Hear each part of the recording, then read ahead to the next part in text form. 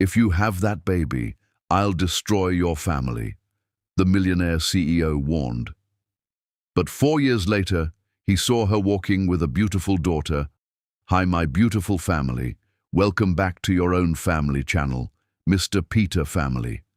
May the Almighty fortify every woman with a crown of quiet courage, a shield of unshakable peace, and a river of grace that never dries.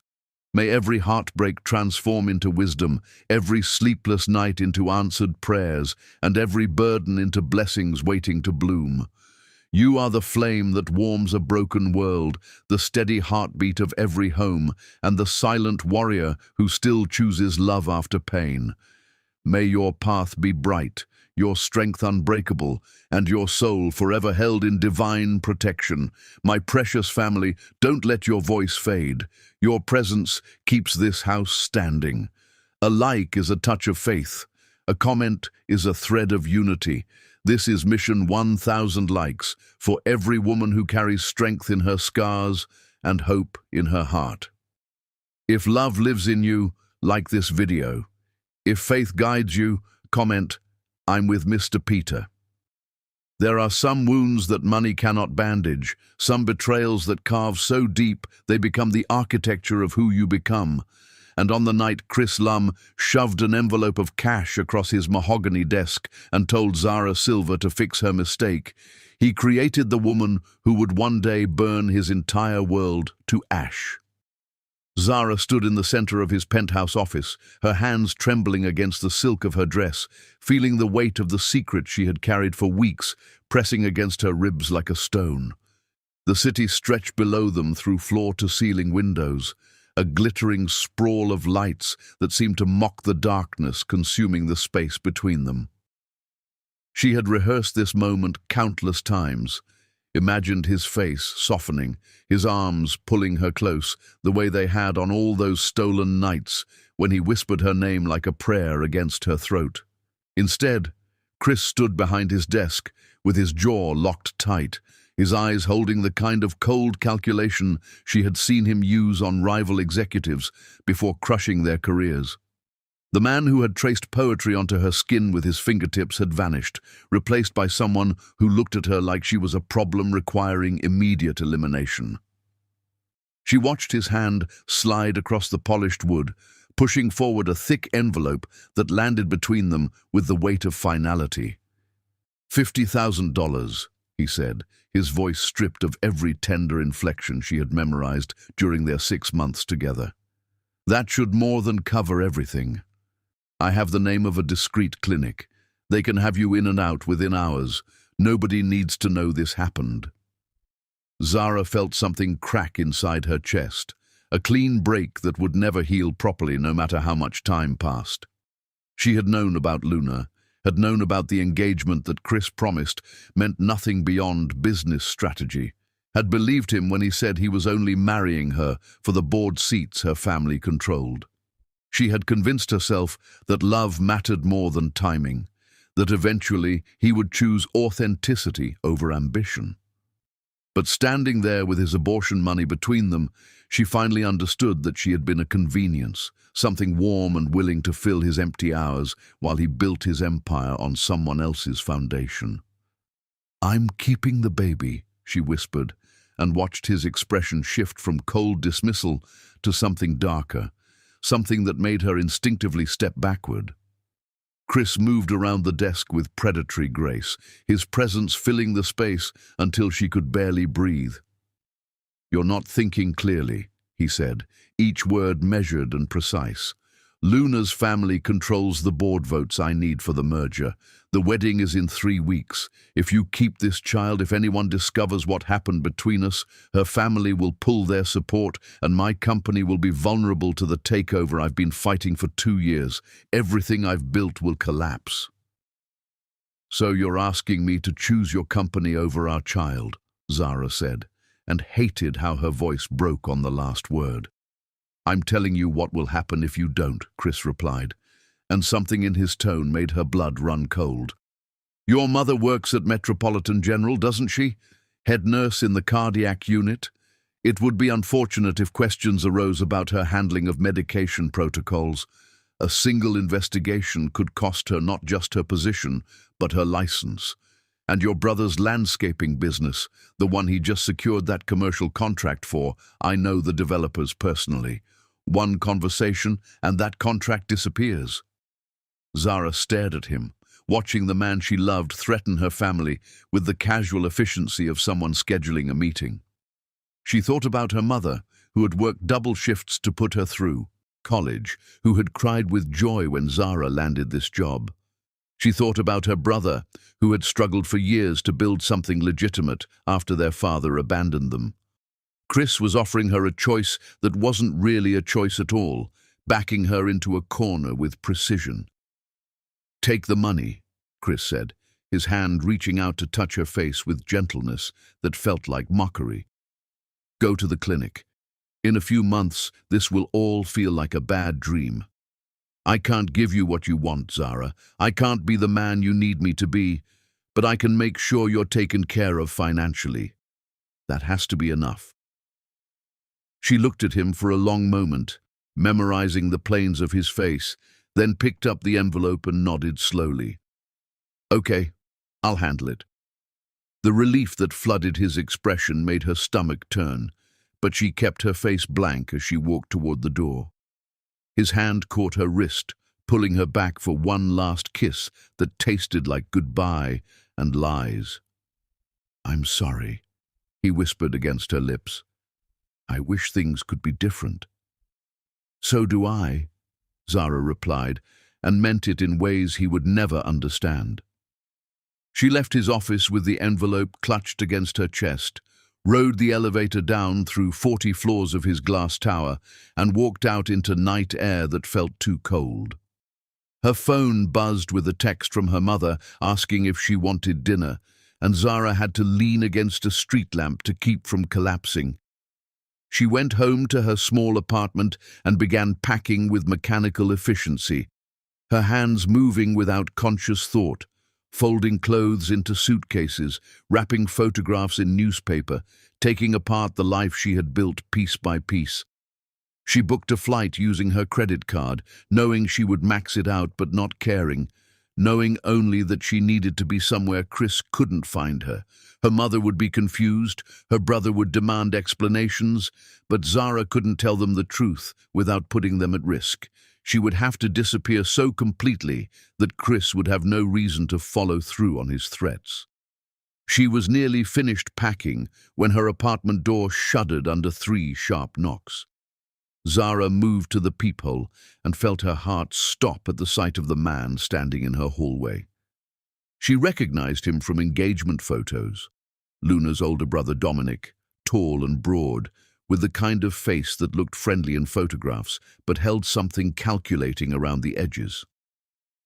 He was the architect of Luna's business strategies, the enforcer who handled problems too messy for their father's public image. He knocked again, harder, and when she didn't answer, his voice filtered through with practiced charm. "Zara Silva?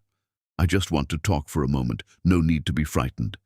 Every instinct screamed at her to stay silent, but before she could move away, she heard metal scraping against the lock. He was picking it, actually breaking in, and Zara stumbled backward, reaching for her phone. The door swung open, and he filled the frame, his smile never wavering. "You're making a mistake," he said conversationally, stepping inside. "My sister's wedding cannot have complications. Our family has invested considerable resources positioning Chris Lum as the ideal partner for Luna's ambitions. She's not marrying him for love, Ms. Silva. She's marrying him because his company complements ours perfectly, because together they create a dynasty that will dominate their sector for generations. You and your pregnancy represent a threat to years of careful planning." "Get out," Zara said, but her voice came out thin and terrified. "Luna knows about you," Dominic continued, his tone almost conversational. Chris's pathetic attempt at discretion fooled no one, but Luna doesn't care about his affair. She cares about timing and optics. A pregnant mistress surfacing 3 weeks before the wedding creates precisely the kind of scandal that could spook nervous board members, could make our family look weak and unprepared. So Chris gave you money, which was generous, but you're still here, still pregnant, still a problem that needs resolving. Zara tried to run for her bedroom, tried to lock herself inside, but he was faster and stronger. She fought, screamed, felt her body slam against furniture, felt pain explode through her skull when her head connected with the edge of her coffee table. The world tilted sideways, darkness creeping in, and the last thing she saw before consciousness left her was Dominic straightening his jacket like nothing had happened. When Zara woke in the hospital hours later, a kind nurse was checking her vitals. Zara said she had fallen, had been clumsy. She submitted to examination, listened to the doctor explain she had a mild concussion, felt relief when they confirmed her pregnancy was still viable. But when they left her alone in that sterile room, she made a decision that would reshape everything. She could stay and fight, or she could disappear so completely that neither Chris nor Luna's family would ever find her. She chose survival, chose her daughter's future over justice, and when she walked out of that hospital the next morning, Zara Silva ceased to exist in every way that mattered. The woman who boarded a flight that afternoon carried no name Chris Lum would recognize, nothing but his blood money and fierce determination to turn his cruelty into something he could never destroy. Chapter 2. 4 years of silence. Chris Lum learned to live with ghosts, though he never called them by that name, never acknowledged the way Zara's absence created a void in his days that no amount of success could fill. The merger went through exactly as planned. Luna's family delivered their board votes, and Chris found himself standing at the altar 3 weeks after Zara disappeared, watching his bride walk down an aisle decorated with white roses that cost more than most people earned in a year. Luna was beautiful in the calculated way of women who understood appearance was currency, her smile perfect for the cameras documenting their union. They signed papers that bound their companies together more thoroughly than any vows could bind their hearts, and when he kissed her in front of 500 witnesses, Chris felt nothing except the faint relief of someone who had successfully avoided disaster. The marriage settled into a rhythm of polite distance, separate bedrooms in their penthouse apartment, carefully coordinated public appearances where they played their roles with practiced ease. Luna never asked about his late nights at the office, never questioned the shadows under his eyes or the way he sometimes stood at windows, staring at nothing. She had gotten what she wanted, a powerful husband to complement her family's influence, and Chris had his board seats. It was enough, he told himself. It had to be enough. But late at night, when sleep wouldn't come, he thought about Zara in the fragmented way of someone trying to remember a dream. He had tried to find her in those first weeks after she disappeared, called her disconnected number, went to her apartment and found it empty with no forwarding address. Her mother claimed ignorance with tears in her eyes.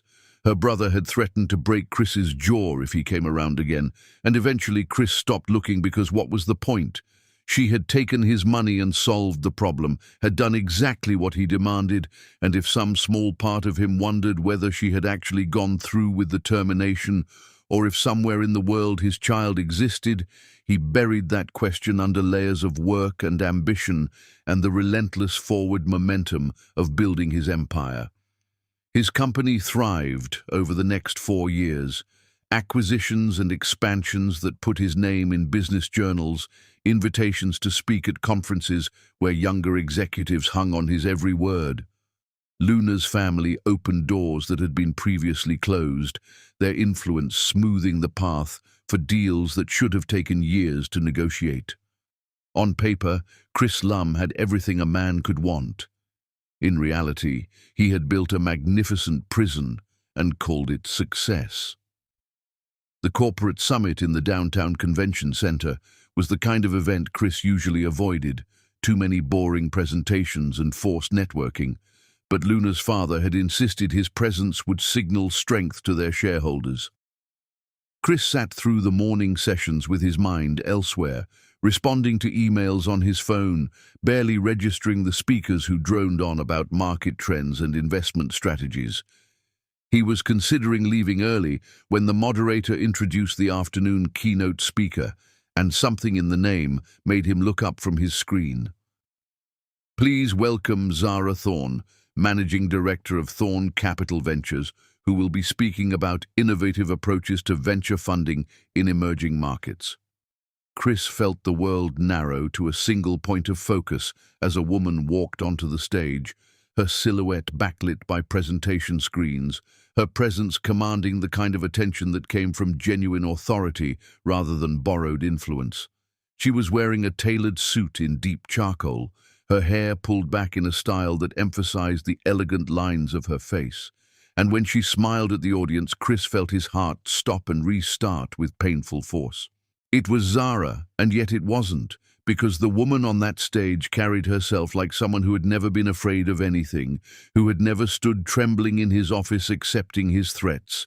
She spoke with the easy confidence of someone who knew her worth, her presentation dismantling traditional investment models with sharp intelligence and backing her theories with concrete data that made seasoned investors lean forward in their seats. Chris couldn't hear a word of it, his entire focus consumed by the impossible reality of her presence, the way she moved, the laugh that escaped when someone asked a particularly absurd question. She had transformed into something unreachable, something that existed in a stratosphere far above the girl he had threatened with his envelope of blood money. When the presentation ended to enthusiastic applause, Chris was already moving toward the stage, his body operating on instinct rather than thought. He needed to reach her, needed to understand how this transformation had happened, needed to hear her explain where she had been for 4 years and why she looked at him like that when their eyes met across the thinning crowd. But Zara was faster, was already being ushered backstage by conference staff, was already disappearing before he could close the distance between them. Chris followed anyway, his press credentials getting him past the first security checkpoint, his determination carrying him through the backstage corridors until he caught sight of her near the speaker's lounge. She was talking to another executive, her body language relaxed and professional, and standing beside her was a young girl, perhaps 4 years old, holding the hand of a woman who was clearly a nanny. The child had dark curls that caught the fluorescent light, a small face that held features Chris recognized from his own childhood photographs, and when she laughed at something the nanny said, the sound hit him like a physical blow to the chest. Zara must have felt his stare because her head turned sharply, her eyes locking onto his across the corridor. For a moment, everything else ceased to exist, except the weight of that gaze, the way her expression shifted from surprise to something colder than hatred, something that looked like complete indifference. She said something to her companion, touched the child's shoulder gently, and walked toward Chris with the measured stride of someone approaching an unpleasant but necessary confrontation. "Mr. Lum," she said, when she reached him, her voice professionally neutral in a way that felt worse than anger would have. "I didn't realize you would be attending this summit." Chris couldn't form words, his throat closing around all the questions that demanded answers. He looked past her at the little girl who was now examining something in the nanny's purse, at the dark curls and the shape of her small hands, at the undeniable reality of her existence. When he finally managed to speak, his voice came out rough and unfamiliar. "You kept her."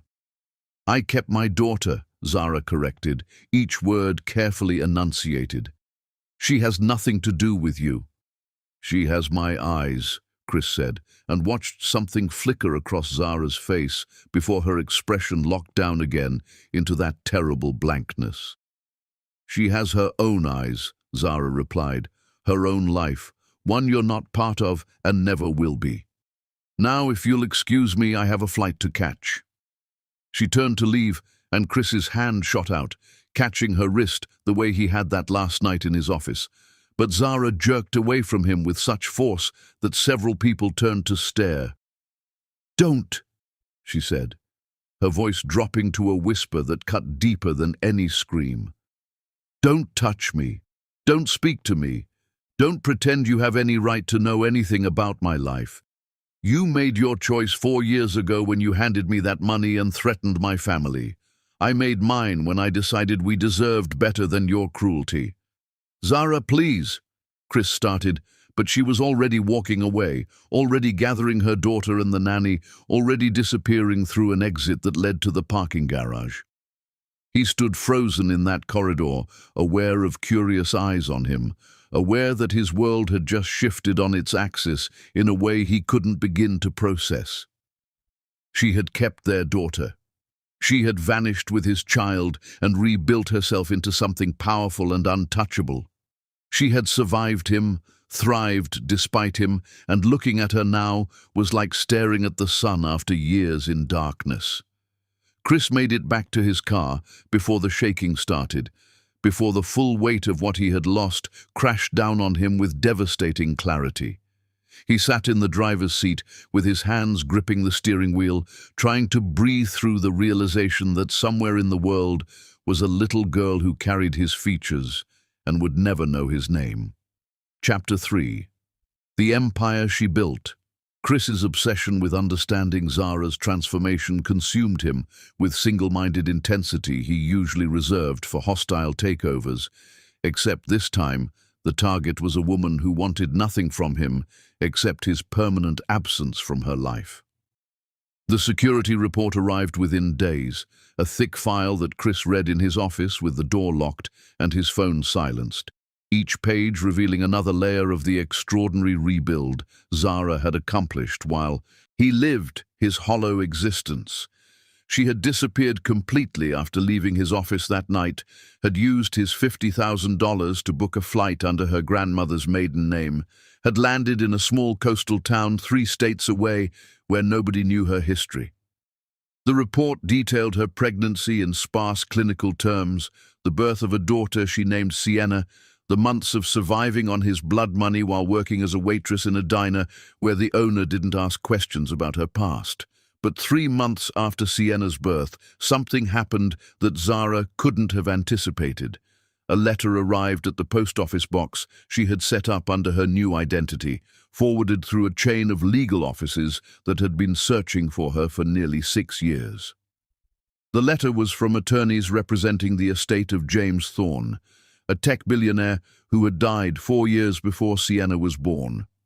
Thorne had abandoned Zara's mother before Zara was born, had spent his last decade drowning in guilt about the daughter he never met, and had left instructions in his will that his lawyers were to locate Zara Silver and deliver her inheritance, regardless of how long the search took.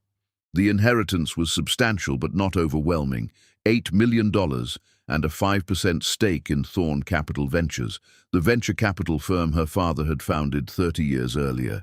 It was enough to change her circumstances dramatically, but not enough to guarantee long-term security, especially with a baby and no family support. Most people would have taken the money and lived quietly, invested conservatively, avoided risk. But Zara had spent 6 months as Chris's executive assistant, watching him build an empire through calculated aggression and strategic vision, and she had learned more about venture capital and corporate warfare than he realized. She used 20,000 of Chris's blood money to buy business textbooks and online courses in finance and investment strategy.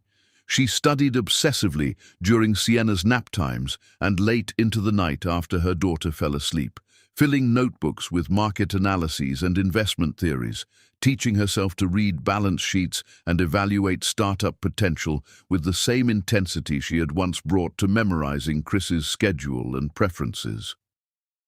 When Sienna was 8 months old, Zara had educated herself enough to recognize something the current management at her father's venture capital firm had completely missed. They were ignoring a biotech startup that had developed a revolutionary diagnostic tool for cardiac conditions, dismissing it because the 3 founders were young women without traditional pedigrees or connections to elite academic institutions. Zara saw what the old men running her father's firm couldn't see, that the technology was legitimate and potentially life-saving, that the founders were brilliant despite being systematically overlooked by traditional investors who couldn't see past their gender and youth. She used $4 million of her inheritance to buy a substantial stake in the startup, a gamble that terrified her because failure would mean she had squandered half her financial security on a single bet. The bet paid off spectacularly.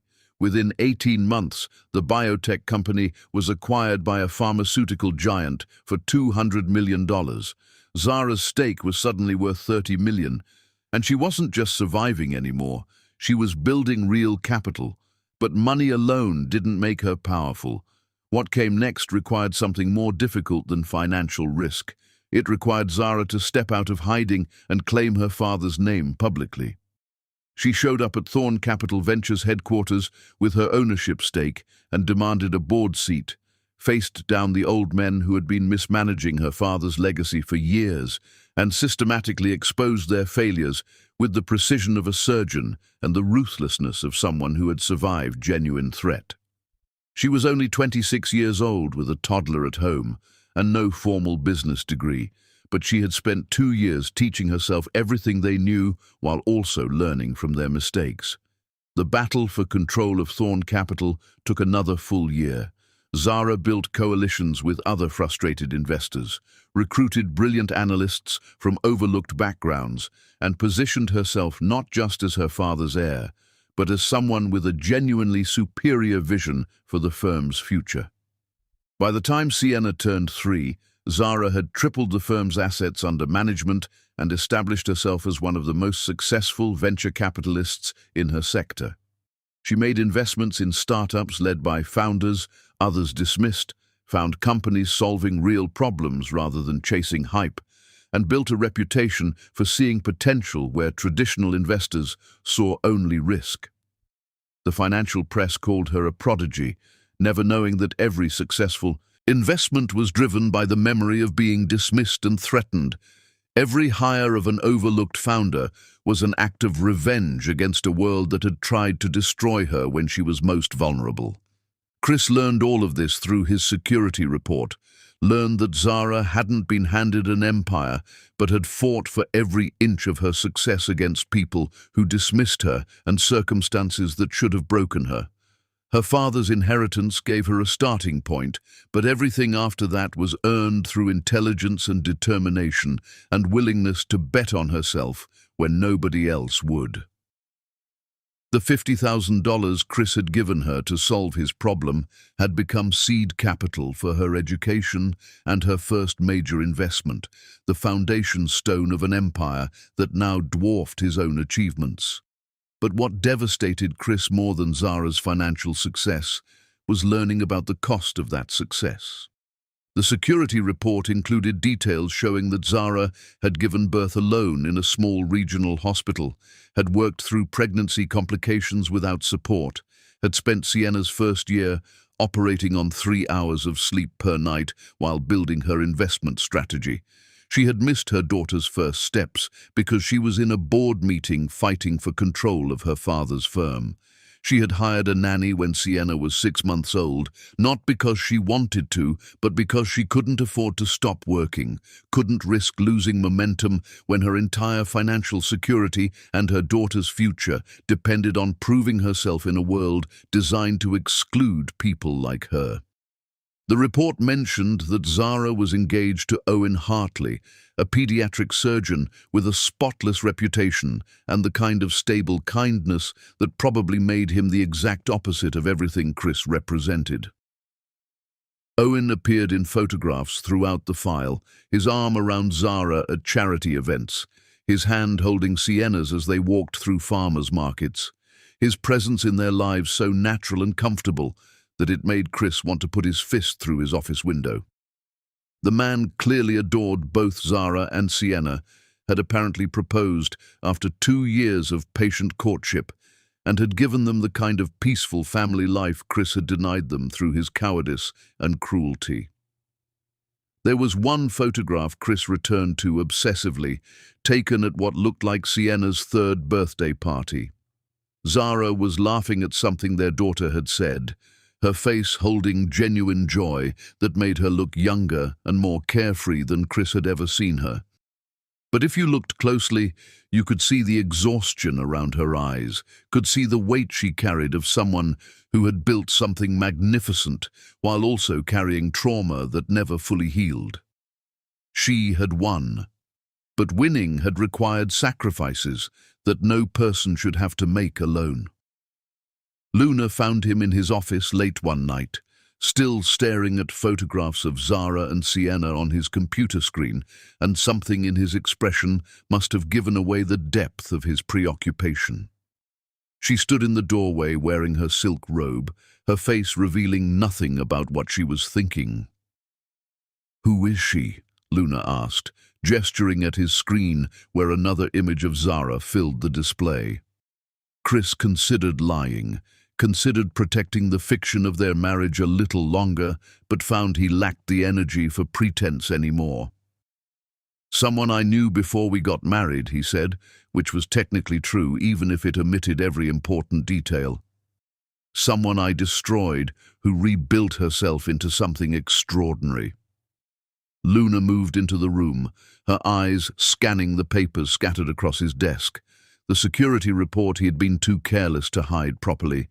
She picked up one of the photographs, studied Sienna's face with the analytical precision she applied to quarterly earnings reports, and when she looked back at Chris, her expression held a knowing that made his stomach drop. "That's your daughter," she said, not a question but a statement of fact. "You had a child with another woman and never told me." "It's complicated," Chris started, but Luna cut him off with a laugh that held absolutely no humor whatsoever. "Everything with you is complicated," she replied, setting the photograph down with exaggerated care. "I knew you were in love with someone else when we got married. I saw it in your eyes at the altar, that distance, that hollow space where real feeling should have been.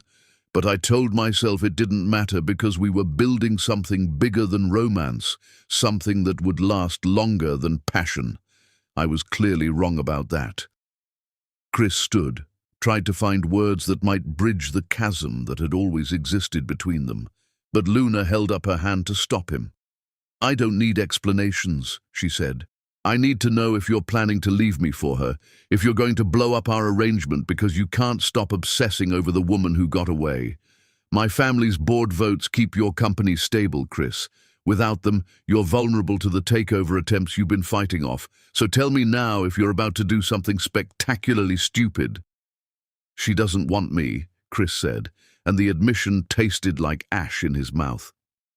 "She's moved on, built a life I have no part in. She made that very clear."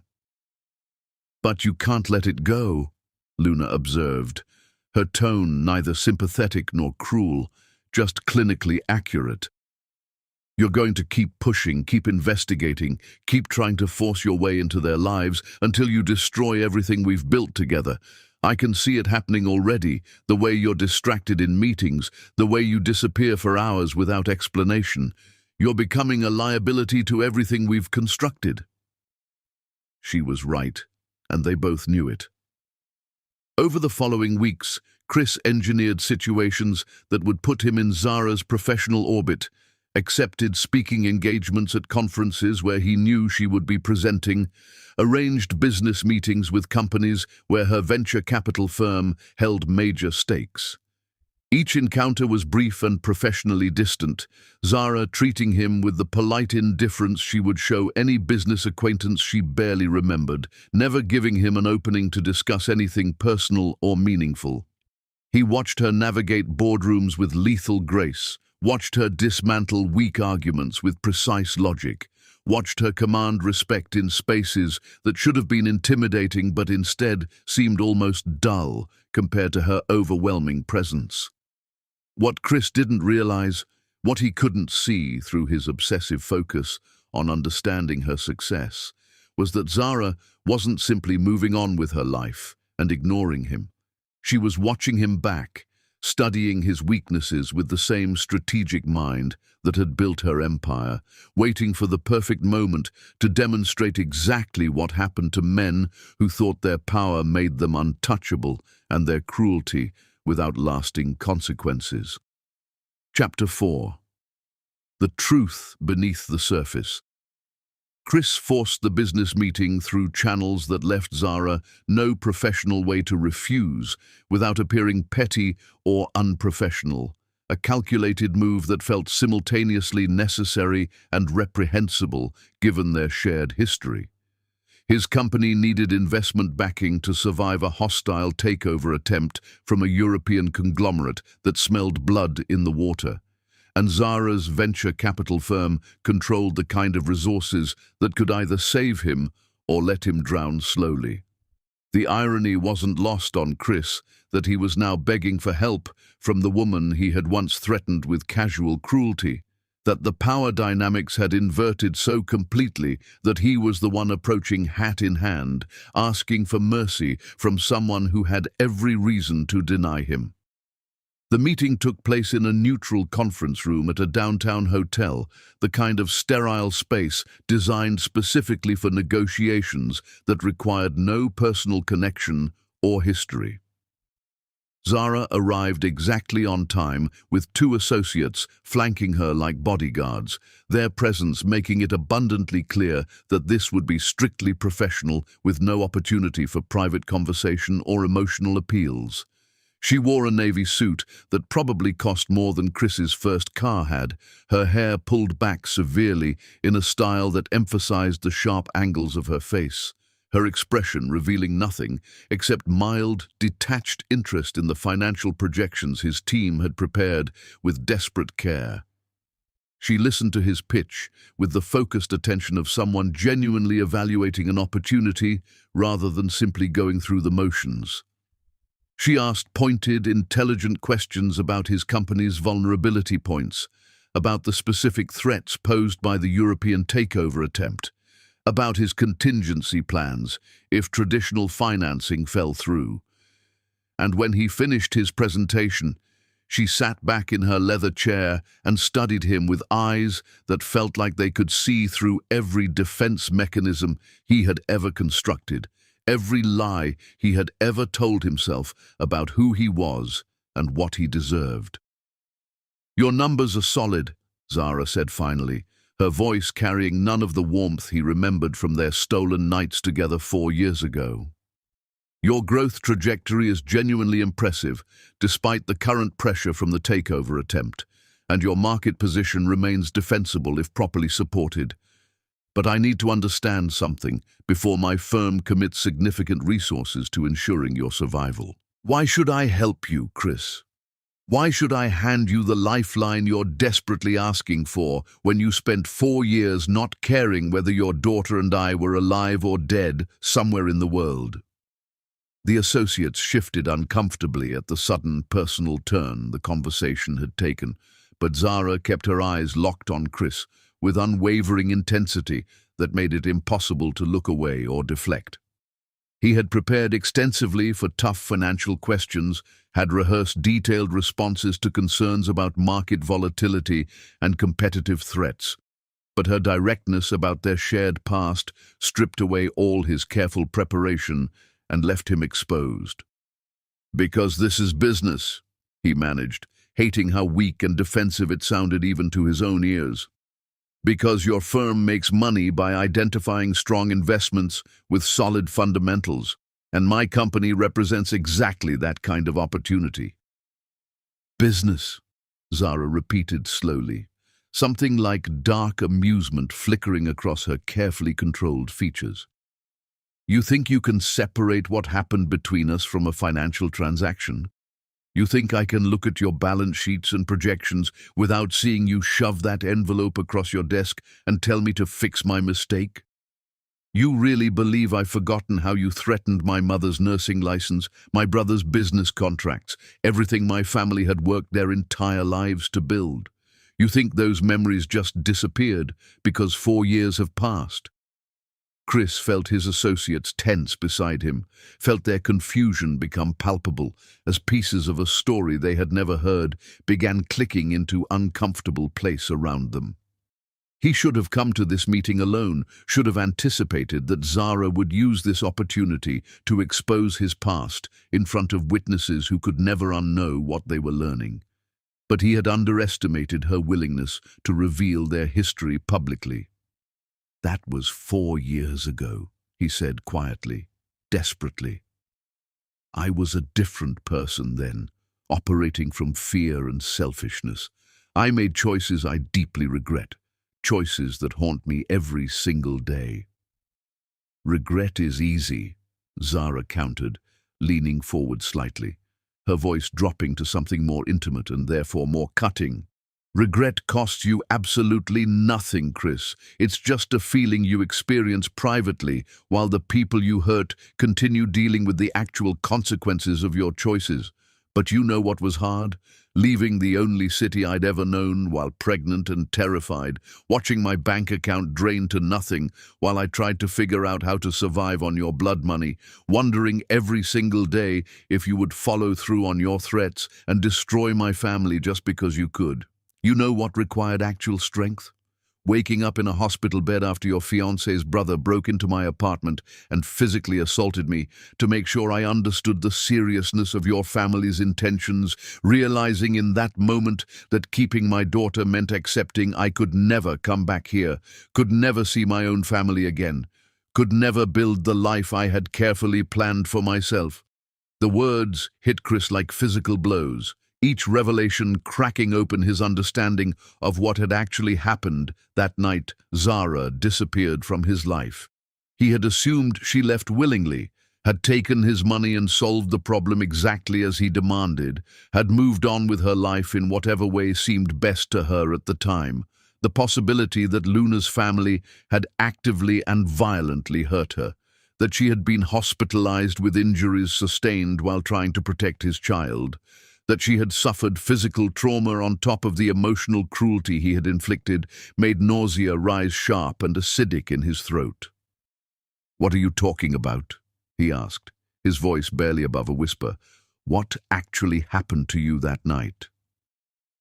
Zara's smile held no warmth whatsoever, only the bitter acknowledgement of how little he actually knew about the consequences of his own choices. "The night I left your office with your money, I went directly home and started packing to disappear exactly as you demanded. I was planning to leave quietly, to spare my family from your threatened retaliation, to solve your problem permanently by simply ceasing to exist in your world. But Luna's brother Dominic showed up at my apartment before I could finish packing. He had a very different message about how complications should be handled, about how my continued existence represented a threat to years of careful planning by his family. He made it abundantly clear that your wedding couldn't have any problems or scandals, that I was a problem requiring permanent resolution rather than temporary management. When I tried to run from him, when I tried to lock myself in my bedroom and call for help, he made absolutely sure I understood just how serious his family was about protecting their investment in your future." Chris felt the room tilt sideways, felt every carefully constructed justification for his past behavior crumble into worthless dust. He had told himself that giving Zara money was actually generous under the circumstances, that threatening her family was simply protecting legitimate business interests, that she had made her own choices about what happened afterward, and he bore no responsibility for those choices. But hearing now that Luna's family had escalated his emotional cruelty into actual physical violence, that Zara had been attacked and injured because of the situation he created, made him confront for the first time the full scope of damage his cowardice had caused. "I didn't know," he said, aware of how utterly inadequate the words were. "I never told anyone to hurt you physically. I never wanted that kind of violence." "But you created all the conditions where it could happen," Zara replied, her voice remaining steady despite the pain clearly underlying each carefully chosen word. "You threatened my family directly. You made it absolutely clear that I had to disappear from your life immediately. You painted me as an obstacle that needed eliminating before your wedding could proceed smoothly. What exactly did you think would happen, Chris? Did you imagine I'd just take your money and vanish peacefully into the night with no complications? Did you consider for even a single moment that your powerful fiancé's family might take additional steps to protect their massive investment in your career and their carefully constructed dynastic plans? She stood abruptly, her associates rising smoothly with her in practice synchronization. The meeting clearly over, despite all the financial projections and supporting documents still lying completely untouched on the expensive conference table between them. I'm not going to invest in your company, Chris. I'm not going to save you from the natural consequences of building your entire empire on the backs of people you hurt without thinking twice. You want to survive this takeover attempt? Figure it out exactly the way I figured out how to survive you and your family's violence. Without help, without safety nets, without anyone caring even slightly whether you make it through to the other side or not. Chris rose as well, his entire body tense with the overwhelming need to stop her from leaving, to somehow fix what he had irrevocably broken, even though he knew on every level it was completely impossible. Zara, please, just listen for one moment. Let me make this right somehow. Let me do something meaningful to help you and Sienna now. Money, resources, connections, anything you might possibly need from me. We don't need anything from you, Zara said, gathering her materials with brutally efficient movements. I have more money than you'll ever manage to accumulate in your entire lifetime. I have a life you can't touch, a daughter you'll never know, a future that has absolutely no space whatsoever for your regrets or your belated attempts at redemption. The only thing you can possibly give me at this point is your complete and permanent absence from our lives. Stay away from us. Stop investigating my life through your security teams. Stop showing up at conferences and forcing these meetings. Accept that you destroyed something genuinely irreplaceable and move on with whatever remains of your life. She walked toward the door, and Chris found himself following, despite knowing he had absolutely no right to pursue her further. Just tell me why, he said, desperation making his voice crack. Tell me why you kept her when you had every possible reason to do exactly what I demanded. Tell me why you didn't come back here once you had your father's inheritance and the resources to fight me. Help me understand what happened to you. Zara turned in the doorway, and for just a single moment, her carefully maintained mask slipped just enough to show the bone-deep exhaustion that lived beneath all her magnificent success. I kept her because the moment the doctors told me I was pregnant, I loved her more intensely than I've ever loved anything or anyone in my entire life.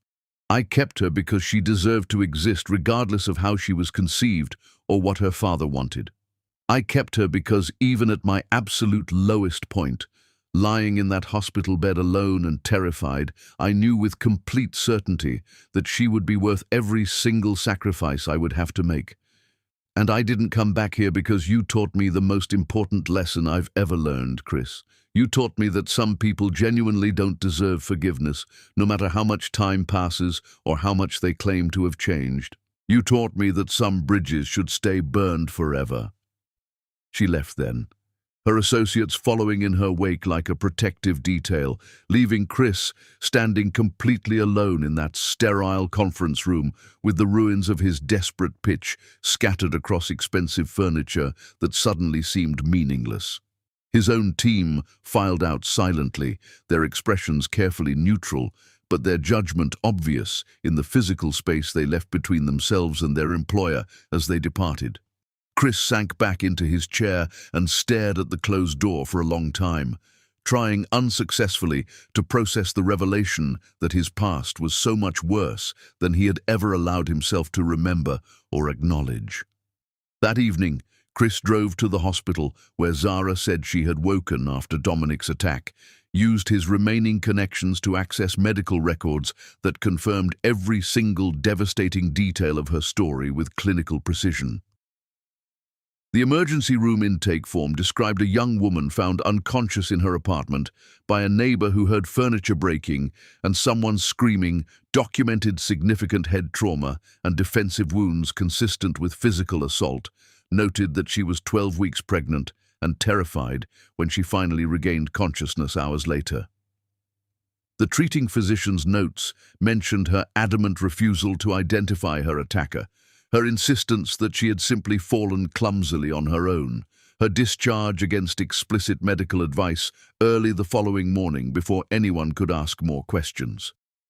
Reading those clinical descriptions of Zara's pain, seeing the documented evidence of violence he had indirectly but undeniably caused through his cruelty and cowardice, made Chris understand for the first time that he wasn't the protagonist in this story, trying desperately to make amends for past mistakes. He was the villain, pure and simple, and villains didn't get redemption or happy endings just because they finally recognized the full scope of their crimes after years of willful ignorance. He sat in his car in that hospital parking lot as darkness fell around him and called Luna for the first time in weeks, needing desperately to know if she had been aware of her family's violent actions against Zara, needing to understand exactly how deep the conspiracy against an innocent pregnant woman had actually gone. She answered on the third ring, her voice carrying the artificial brightness of someone attending a social event. And when Chris asked her directly about her brother's involvement in Zara's disappearance and injury, the silence that followed told him absolutely everything he needed to know before she spoke a single word. "We were protecting our investment," Luna said finally, all pretense of warmth or affection evaporating completely from her tone. "You think I didn't know about your pathetic secretary? Please, Chris, give me some credit for basic intelligence. I've known about your affair since the second month it started. I had you followed professionally, documented comprehensively, analyzed thoroughly. I knew about every hotel room, every late night at the office, every lie you told to sneak away and play house with her. But I didn't care at all because you were still useful to me and my family. We needed your company, needed your reputation, needed the board seats our marriage would secure. Your heart and your fidelity were never part of our transaction." "Your brother assaulted a pregnant woman," Chris said, his voice shaking with rage he hadn't known he still possessed. "He broke into her apartment and hurt her badly enough that she woke up in a hospital with head trauma and defensive wounds. That's not protecting an investment, Luna. That's violence against an innocent person." "He ensured a complication was handled efficiently," Luna corrected, her tone suggesting she was discussing routine pest control rather than violence against a human being. "Dominic has always been exceptionally efficient at protecting our family's interests and investments." The girl clearly survived the encounter, clearly went on to thrive spectacularly given her current success. So I genuinely fail to see why you're suddenly developing this inconvenient conscience about something that happened 4 years ago. You wanted her gone from your life badly enough to threaten her family with financial destruction, Chris. Don't pretend now that you're horrified my family made absolutely sure she stayed gone permanently. Chris felt something fundamental shift inside him, the last threads of his carefully maintained denial finally snapping under the unbearable weight of truth he could no longer avoid. His marriage wasn't just loveless and transactional, it was built on violence and cruelty that he had enabled through his own cowardice and selfishness. His company wasn't a testament to his business acumen, but rather concrete evidence of exactly how far he would go to avoid taking responsibility for his own choices and their consequences. "I want a divorce," he told Luna, the words emerging with a clarity and certainty he hadn't felt in years. "I want out of this marriage, out of this arrangement with your family, out of absolutely everything we've built together. I don't care what it costs me." Luna's laugh was sharp and cutting, the sound of someone who had anticipated this exact moment and prepared accordingly for every possible outcome. "You'll care very much when my family pulls their board votes and your company collapses within weeks. You'll care when the European takeover goes through unopposed and you lose everything you've worked for. But sure, Chris, let's get divorced. Let's blow up your entire life because you can't stop obsessing over the woman who wants absolutely nothing to do with you anymore. I'll have my lawyers draw up papers immediately, and we'll see how much your regret is actually worth." She hung up before he could respond, leaving Chris sitting alone in darkness, with only the distant glow of the hospital entrance to break the oppressive shadows closing in around him. He understood with devastating clarity that the destruction of everything he had built was only beginning, that Zara's refusal to save his company was just the opening move in a much longer game she had been planning for years. She hadn't survived him, and built her empire only to let him continue thriving comfortably on the same foundations that had nearly destroyed her. She was going to systematically dismantle everything he had built, piece by careful piece, and unlike 4 years ago when she had no power whatsoever to fight back against his cruelty, this time she held all the cards, while he stood completely defenseless against the consequences of his own actions. Chapter 5. Watching everything burn. Luna filed for divorce with the same ruthless efficiency she applied to hostile business negotiations, her lawyers moving with such speed that Chris barely had time to hire adequate legal representation before the first devastating wave of destruction hit his carefully constructed life. The papers arrived at his office on an ordinary Tuesday afternoon, delivered by a process server who seemed almost apologetic about the sheer thickness of the legal documents he placed directly into Chris's shaking hands. Reading through the filing felt like watching a surgeon methodically catalogue every wound before beginning a brutal amputation, each clause precisely designed to cause maximum financial and emotional damage while maintaining perfect legal defensibility that would survive any court challenge. Luna wanted absolutely everything they had built together over 4 years of marriage, wanted the penthouse and the vacation properties and the entire art collection they had assembled primarily for appearances at charity events, wanted half of assets he had brought into the marriage that should have been protected. But far more devastating than the division of physical assets was the timing Luna had chosen with obvious calculation to make her move. The divorce filing was coordinated perfectly with her family's announcement of their intention to sell their substantial board holdings in Chris's company, timed to create maximum chaos at the exact moment he was most vulnerable to the European takeover attempt that had been circling like a shark for months. It was corporate warfare executed with the precision of a military campaign, every move planned to ensure his complete destruction. The board meeting where Luna's father announced their decision happened just 3 days after the divorce papers arrived. A room full of executives who had built their entire careers on Chris's vision and leadership suddenly looking at him like he was toxic waste, requiring careful disposal and immediate quarantine. The old man spoke with casual cruelty that suggested he was actually enjoying Chris's visible anguish, explaining with false regret that recent revelations about Chris's personal conduct and moral character made continued association untenable for their family's carefully cultivated reputation.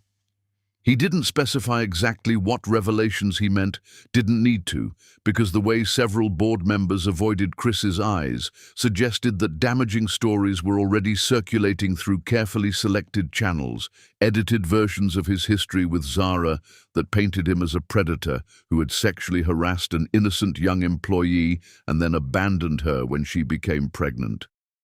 Chris tried desperately to fight back, presented alternative investment opportunities that could theoretically keep the company stable without Luna's family's support, but the damage had already been done with surgical precision. By the end of that catastrophic meeting, 3 more board members announced their intention to resign immediately, citing vague personal reasons that fooled absolutely nobody in the room. Within a single week, the European conglomerate had increased their takeover offer substantially, clearly sensing blood in the water and moving with the terrifying speed of predators who recognized mortally wounded prey.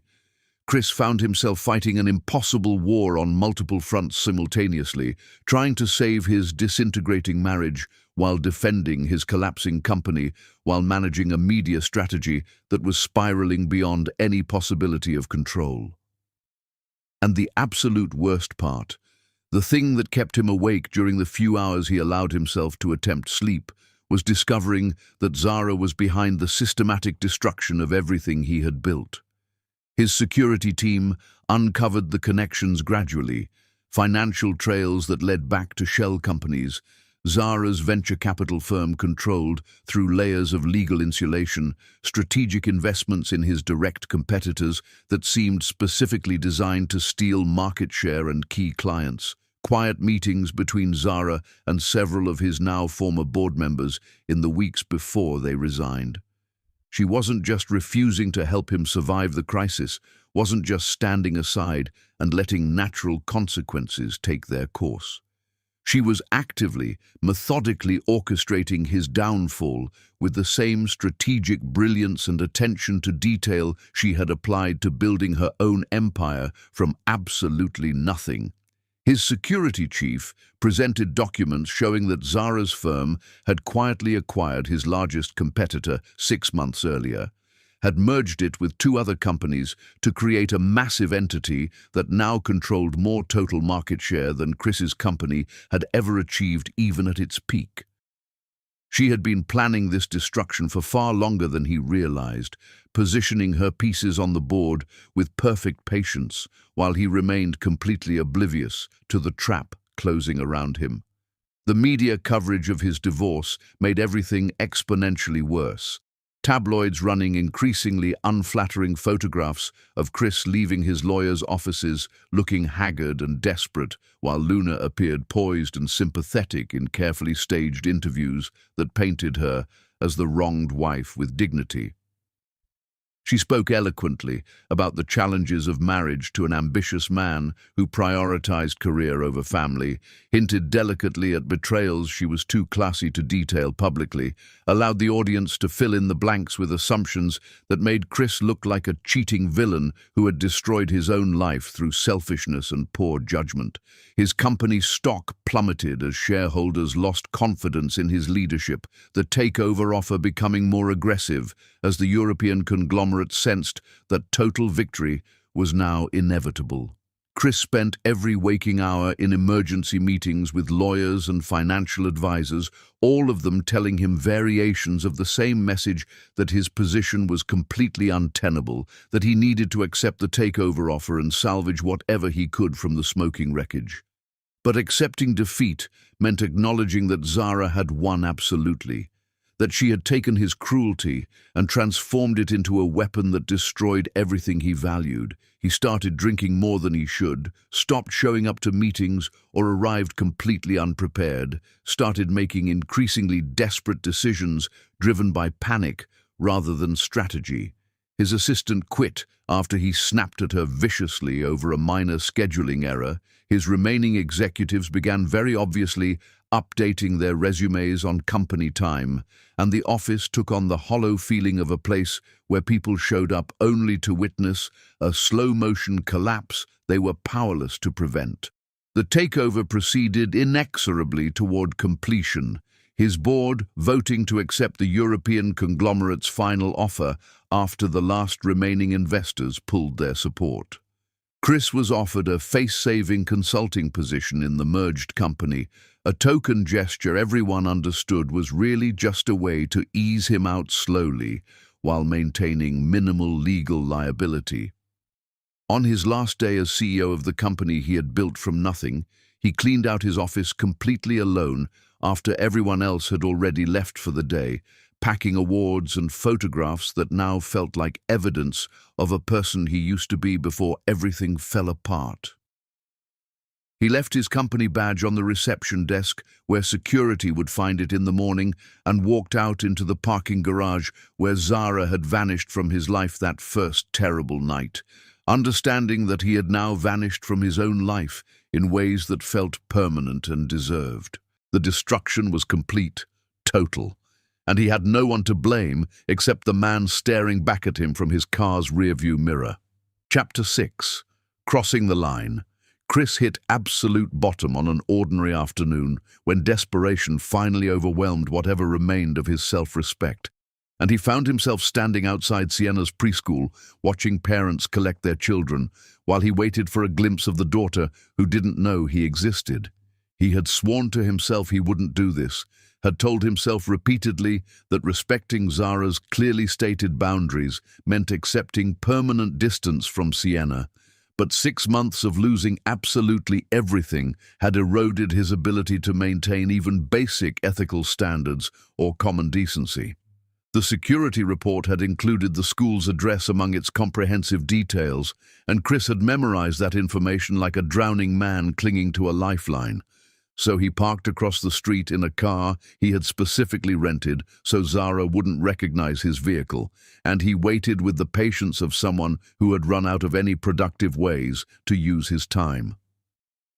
The children emerged in small groups, their backpacks comically too large for their small bodies, their voices carrying across the afternoon air with the unself-conscious joy of people who had never learned to guard their happiness or measure their words.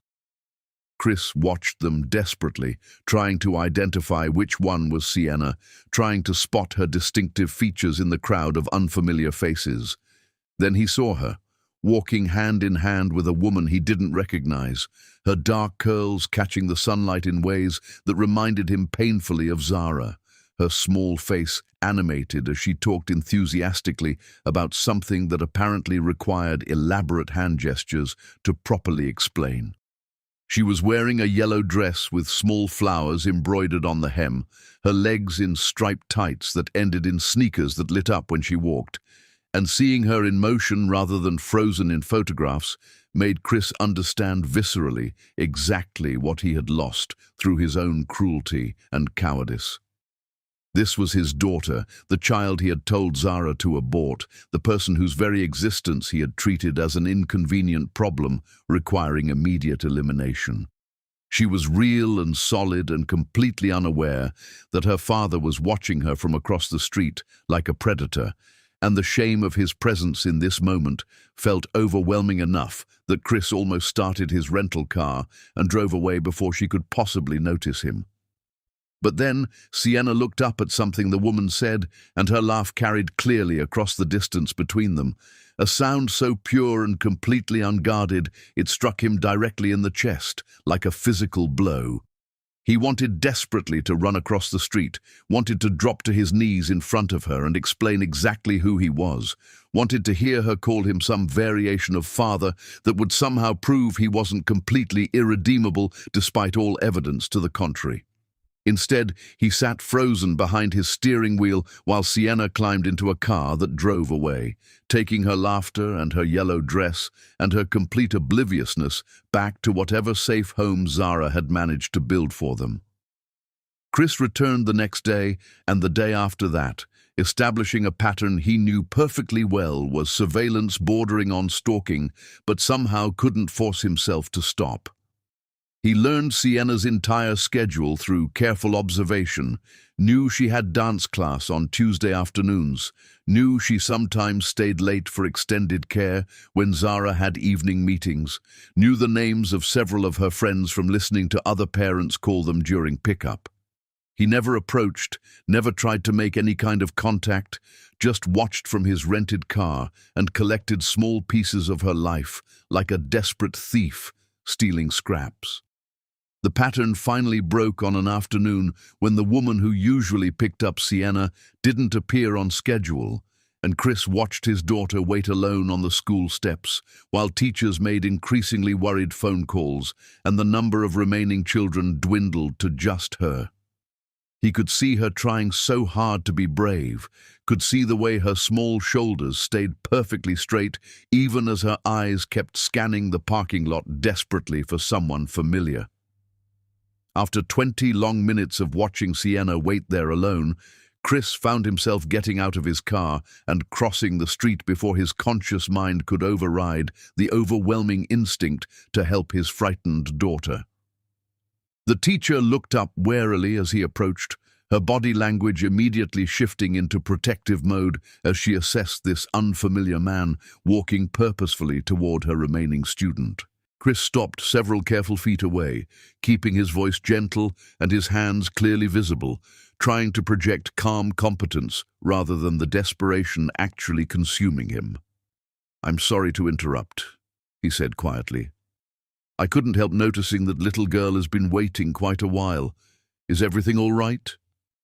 "Her regular pickup was delayed due to an emergency," the teacher said carefully, her tone making it absolutely clear she wasn't about to share any additional details with a complete stranger.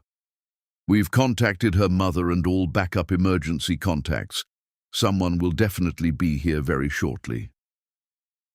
Chris nodded, started to walk away and return to his surveillance position, but then Sienna looked directly at him, and something in her face stopped him completely cold. She wasn't crying, but he could see tears threatening, could see the enormous effort it was taking her to maintain her composure, and he found himself crouching down to her level despite the teacher's obvious and increasing discomfort with his proximity. "Hey there," he said softly. "I know waiting is really hard, but I bet your mum is on her way right now, probably going as fast as safely possible to get to you." "My nanny got sick," Sienna said, her small voice carrying a tremor she was clearly trying hard to suppress. "Mama is in a meeting that can't be interrupted. I'm supposed to be patient, but I don't like being the last one here." "Being patient is tough," Chris agreed, maintaining the careful distance the teacher's body language was demanding. "But you're doing a really excellent job of it. Not everyone can wait this calmly when they're worried. That takes genuine strength." Sienna studied him with an intensity that reminded Chris so much of Zara, his chest physically constricted. "Do you have kids?" "No," Chris said, the lie tasting bitter but necessary. "But I was a kid once, and I remember waiting for my mum feeling like the longest time in the entire world." Before Sienna could respond, a car screeched violently into the parking lot, and Zara emerged, looking panicked and disheveled in a way Chris had never seen her. She ran toward the school steps with complete disregard for her expensive heels or the professional image she usually maintained so carefully, and when she saw Chris crouched near her daughter, every single muscle in her body went rigid. Her eyes locked onto his with an expression that combined pure fury and primal terror, and Chris straightened slowly while backing away with his hands raised in obvious surrender. "I was just leaving," he said quickly, but Zara wasn't listening to his explanations, was already moving past him to gather Sienna into her arms with the fierce protectiveness of someone who had faced their worst nightmare. "Are you okay?" Zara asked Sienna, running her hands over her as if checking for any possible injuries. "Did he touch you at all? Did he say anything that made you uncomfortable?" "He was nice," Sienna said, confused by her mother's intensity. "He told me I was being patient while I waited for you. Why are you so scared, Mama?" Zara's eyes never left Chris's face, her expression promising consequences he couldn't begin to imagine. She signed something to the teacher, thanked her with forced politeness, then guided Sienna toward her car while keeping her body positioned protectively between her daughter and Chris. He stood frozen on the sidewalk, watching them leave, understanding with absolute certainty that he had just crossed a line that would have permanent and serious ramifications. His phone rang less than an hour later, an unfamiliar number that turned out to be Zara's lawyer. The attorney's voice was professional but absolutely firm, explaining that a temporary restraining order was being filed immediately and that a formal hearing would be scheduled within 2 weeks to determine if it should become permanent. Any further contact whatsoever with Sienna or proximity to any locations she frequented would result in immediate legal action and possible criminal charges for stalking and harassment. The lawyer emphasized clearly that this was a protective measure rather than punitive, and that Chris could certainly contest it in court if he chose, though doing so would require explaining to a judge why he had been systematically surveilling his daughter's preschool. Chris hung up without trying to defend himself. Without attempting to explain, he had only been trying to help when he saw Sienna waiting alone, because there was simply no explanation that would justify his behavior. He had been stalking his daughter, surveilling her school, inserting himself into her life without any permission or right whatsoever. The fact that he hadn't meant any harm didn't negate the fundamental violation involved.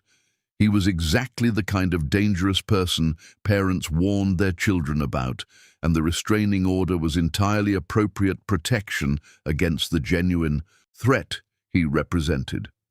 The next weeks passed in a haze of self-destruction that even Chris recognized as dangerous but completely lacked the will or energy to prevent. He drank far too much and slept far too little, stopped returning calls from the few friends who still bothered checking on him, let his consulting position lapse entirely when he repeatedly failed to show up for scheduled meetings. His bank account dwindled steadily as he burned through the limited assets Luna had left him after the divorce, paying for an apartment he barely inhabited and meals he rarely remembered eating. Chris's brother called from across the country, where he had built a stable life completely untouched by Chris's implosion. They talked for nearly 2 hours, and Chris found himself confessing absolutely everything to someone who had known him before all of this happened. His brother listened without judgment, asked gentle questions, and when Chris finally finished, suggested that maybe it was time to seriously consider whether staying in the same city as the family he had destroyed was actually helping anyone, or just prolonging an agony that served no constructive purpose whatsoever. "You can't fix what you broke," his brother said with the bluntness of someone who loved him enough to tell uncomfortable truths. "And every single day you stay there, every time you drive past places connected to them, you're just picking at wounds that desperately need to scar over. Maybe you need to leave, Chris. Maybe you need to accept that your presence in their city is punishment for them, rather than penance for you." The words lodged in Chris's chest like shrapnel, painful but accurate in ways he couldn't deny or rationalize away. He had convinced himself that suffering in proximity to Zara and Sienna was appropriate punishment for his crimes, but really he was just making himself a constant threat they had to guard against, a shadow preventing them from feeling truly safe. Leaving would be the first genuinely selfless thing he had done in years, choosing their peace over his desperate need to be near them. Chris started making concrete plans to relocate, contacted headhunters about opportunities in other cities, began the painful process of dismantling his life in the place where both his greatest successes and most devastating failures had occurred. It felt simultaneously like cowardly escape and genuine accountability, running away from consequences while also removing himself as an ongoing source of harm and fear. On his last night in the city, Chris drove past Zara's building one final time, not stopping or even slowing down, just acknowledging that this was the physical space where his daughter lived and grew and existed without him. He whispered something that might have been goodbye or apology toward the illuminated windows, then continued driving until the building disappeared completely from his rearview mirror. The next morning, he packed his car with the few possessions that still mattered and started driving east toward a city where nobody knew his history, where he could be anonymous and irrelevant and no longer a danger to the people he had failed most catastrophically. The restraining order would follow him as a permanent record of his worst impulses, and the memory of Sienna's face when she saw him outside her school would haunt him forever. But at least he wouldn't be stalking a preschool parking lot anymore, wouldn't be forcing Zara to constantly look over her shoulder, wouldn't be inflicting his presence on a family that deserved peace after surviving him. It wasn't redemption, barely even qualified as basic human decency, but it was the only thing Chris had left to offer. Chapter 7. Letting Go. Zara stood in her corner office overlooking the city she had conquered, holding a contract that represented the final phase of her carefully orchestrated revenge, and felt absolutely nothing except hollow recognition that victory had cost her more than Chris's cruelty ever had. The hostile takeover of Chris's remaining company holdings sat on her desk awaiting her signature, the culmination of 2 full years of strategic planning and ruthless execution. Her lawyers had structured it absolutely perfectly, a shell corporation that would acquire his last minority stake for pennies on the dollar, eliminating his final financial connection to the empire he had once controlled. It was comprehensive and devastating, the kind of business maneuver that would leave him with nothing except painful memories of what he had lost. Zara picked up her pen, positioned it carefully above the signature line, and found her hand completely refusing to complete the motion. Her assistant knocked softly before entering, carrying the afternoon's messages and wearing a concerned expression she had learned to mask poorly over recent months. "The legal team is waiting for your authorization. They need your signature to proceed with the acquisition before close of business today. If we miss this window, Chris's creditors might get there first." "Let them," Zara heard herself say, setting down the pen with finality. "Call legal and tell them we're withdrawing the offer entirely." The assistant's surprise was visible, but quickly controlled, her professionalism preventing her from questioning the decision that contradicted months of meticulous planning. She left to make the necessary calls, while Zara stood at her windows, watching traffic flow through streets far below, tiny cars carrying people toward lives that probably made more sense than hers did at the moment.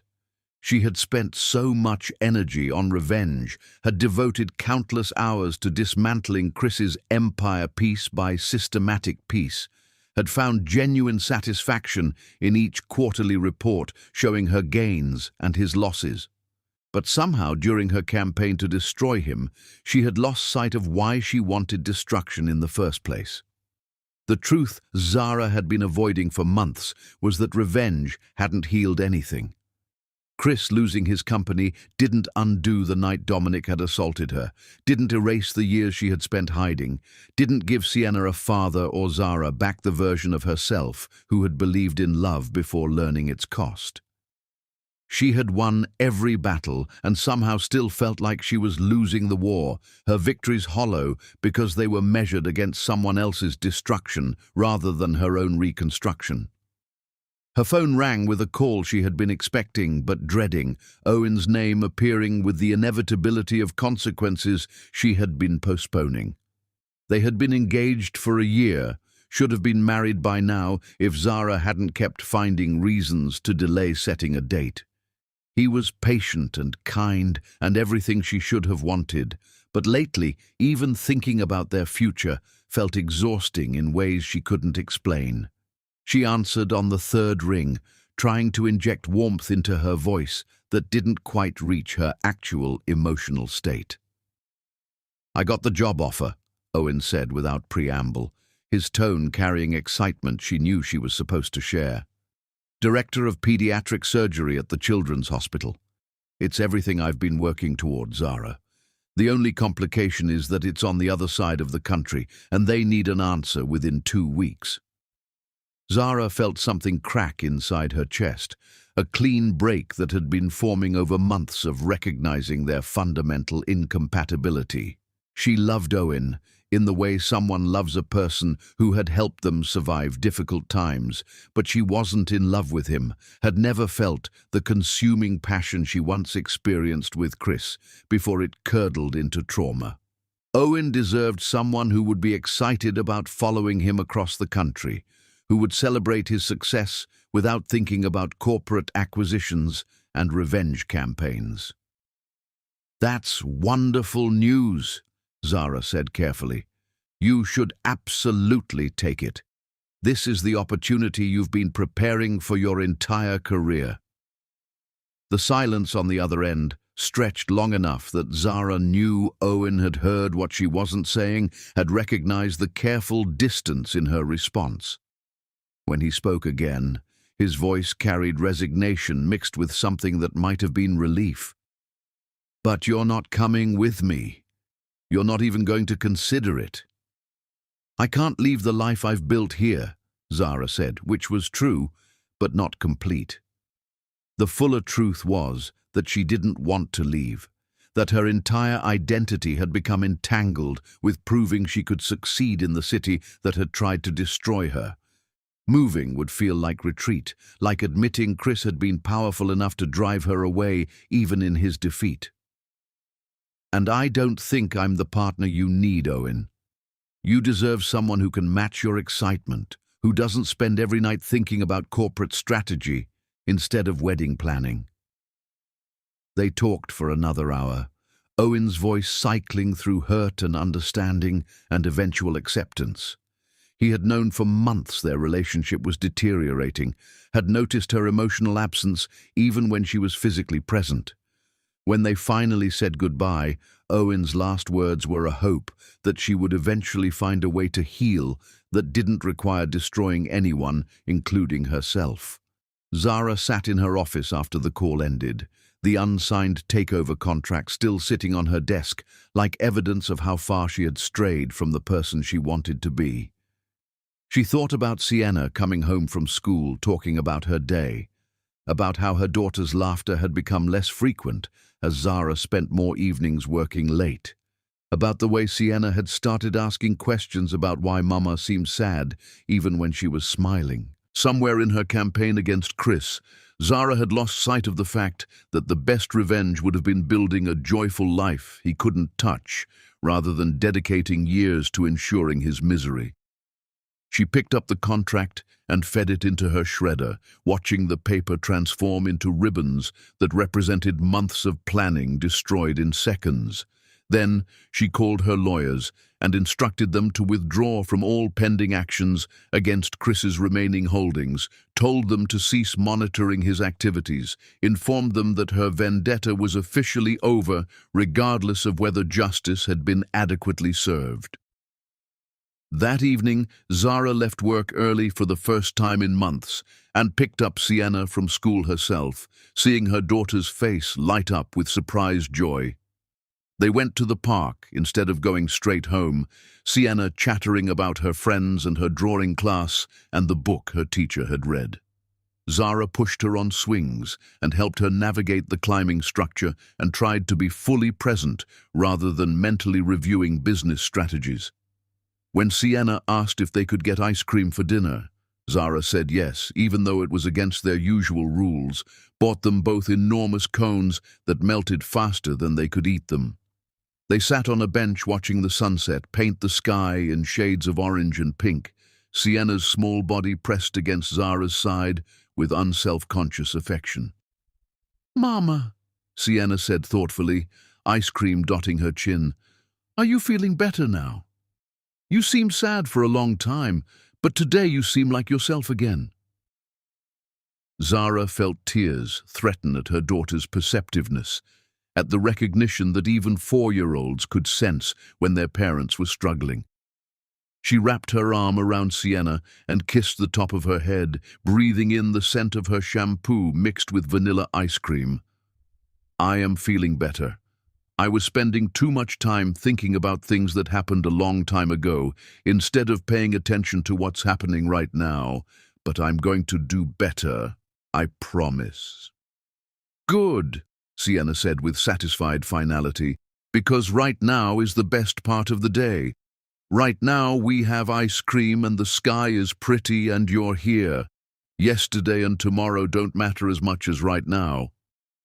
The wisdom in her daughter's simple observation made Zara realize how much time she had wasted living in the past and planning revenge instead of appreciating the present she had built. Chris had taken enough from her without also stealing the years she could have spent fully engaged with Sienna's childhood. Later that night, after Sienna was asleep, Zara went through her files and deleted every document related to her revenge campaign, cleared her computer of surveillance reports and financial analyses tracking Chris's declining fortunes. She found the folder of photographs her security team had compiled, images of Chris looking increasingly desperate and destroyed over months of his systematic dismantling. Looking at them now made her feel sick rather than satisfied. Zara's head of security called the next morning with news that Chris had left the city, had packed up his apartment and relocated somewhere on the East Coast. She listened to the report and then told her security chief to stop tracking Chris's movements, that she no longer needed updates on his whereabouts or activities, that his life was no longer her business. She spent the following weeks trying to rebuild her life around something other than revenge, reconnecting with friends she had neglected, taking actual vacations with Sienna, where she left her work phone at home, sitting with a therapist who gently pointed out that trauma required processing rather than projection onto external targets. It was harder than Zara expected to let go of the anger that had been her constant companion for years, harder to accept that Chris's suffering hadn't actually healed her wounds. But slowly, incrementally, Zara began to recognize herself again in ways that felt authentic rather than reactive. She laughed more easily, slept better, noticed flowers blooming and small beautiful things that existed regardless of corporate warfare. Sienna responded to her mother's increased presence with joy that reminded Zara of what she had been fighting to protect in the first place. And late at night, when memories of Chris threatened to pull her back into darkness, Zara reminded herself that the best revenge was the life she had already built, the daughter she loved, the empire she controlled through strength rather than bitterness. Letting him go didn't mean forgiving him, just meant acknowledging that holding on to rage hurt her more than it hurt him. Chapter 8. The emergency Sienna collapsed during her dance recital on an ordinary afternoon, her small body crumpling mid-pirouette, while Zara watched from the audience with her heart stopping before her mind could process what was happening. The ambulance arrived within minutes, paramedics moving with practiced efficiency, while Zara tried to hold herself together as they stabilized her daughter and asked questions about medical history that suddenly seemed catastrophically incomplete. She knew Sienna's pediatrician and vaccination schedule, but when they started asking about family genetic conditions and hereditary disorders, Zara realized with sickening clarity that she only knew half of her daughter's medical story. They admitted Sienna to the pediatric intensive care unit, her small form dwarfed by machines monitoring every vital sign. The attending physician was kind but direct, explaining that Sienna's collapse suggested a cardiac abnormality requiring immediate investigation, that they needed comprehensive family medical histories from both parents to properly assess genetic risk factors. Zara sat beside her sleeping daughter and made a list of her own family's medical information while confronting the unavoidable reality that she needed to contact Chris. Her hands shook as she called her lawyer, explained the medical emergency, and asked for guidance. The lawyer was professionally sympathetic, immediately filing an emergency motion to temporarily suspend the restraining order for medical purposes only, the kind of modification judges routinely granted when a child's health was at stake. The suspension would be limited to medical communications and hospital visits related to Sienna's condition. But Zara needed the information immediately rather than waiting for the judge's signature. She had deleted all her files on Chris's whereabouts, had instructed her security team to stop surveillance, had no idea how to reach him. The irony wasn't lost on Zara that she had spent enormous resources tracking his every movement during her revenge campaign, and now, when she actually needed him for their daughter's well-being, she had no way to make contact. She finally called his brother, whose number she still had. The conversation was awkward and brief, Zara explaining the medical emergency and begging for Chris's current contact information. The brother provided a phone number with the warning that Chris had been through hell and didn't need further devastation. Zara stared at the number for a full minute before finding the courage to dial. When the line connected and she heard Chris's cautious hello, every prepared speech evaporated. "It's Sienna. She collapsed during dance class. She's in pediatric intensive care, and the doctors need your complete medical history immediately. Can you help us?" The silence stretched long enough that Zara thought the call might have dropped, but then she heard Chris's sharp intake of breath. "Is she okay? What happened? What hospital are you at?"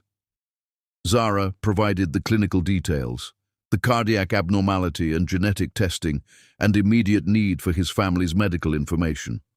She heard Chris moving, heard him say he was leaving his office right now and would be on the next available flight. "Send me your email. I'll have my doctor forward my complete medical file within the hour. And Zara, I'm not trying to intrude. I just want to help. I'll stay away from you and Sienna if that's what you need, but please let me provide whatever information the doctors require." "The restraining order doesn't matter right now," Zara said. "Sienna needs help, and you're her father, regardless of our history. Just get the medical records to the hospital as fast as possible." She provided her email and the hospital's contact information, then returned to Sienna's bedside where her daughter had woken up, looking scared and confused. Zara held her hand and explained that the doctors were running tests to make sure her heart was working properly. Chris's medical records arrived electronically within 40 minutes, a comprehensive file that documented his family's history of cardiac conditions, including the sudden death of his grandfather from an undiagnosed heart defect. The attending physician reviewed the information with visible relief, explaining that knowing the genetic pattern helped them identify Sienna's specific condition and develop an appropriate treatment plan. The diagnosis was a congenital heart defect that would require surgery, but it was treatable if addressed promptly. Zara texted him an update about the diagnosis and planned surgery, keeping her message clinical. Instead of a simple acknowledgement, her phone rang immediately. "I'm at the airport," Chris said without preamble. "My flight boards in 20 minutes. I know I don't have the right to be there, but I found the top pediatric cardiac surgeon in the country, Dr. Amelia Reeves. She's consulting in Boston, but she's willing to fly out tomorrow to evaluate Sienna if you authorize it. She pioneered the specific surgical technique your daughter needs." Zara felt something shift in her understanding of who Chris had become. "How did you even find her?" "I called everyone I used to know with medical connections. I explained the situation and asked who was the absolute best regardless of cost. Dr. Reeves's name came up 3 times. "Okay," Zara said, too tired to maintain walls. "Have her assistant contact the hospital directly. And Chris, thank you. For the medical records and the specialist. That matters." She heard his breath catch. When he spoke again, his voice was thick with emotion. "I'll stay in the hospital waiting room once I arrive. I won't approach Sienna unless you give permission. I just need to be nearby in case the doctors have questions." Zara agreed, gave him hospital details, then returned to Sienna's bedside.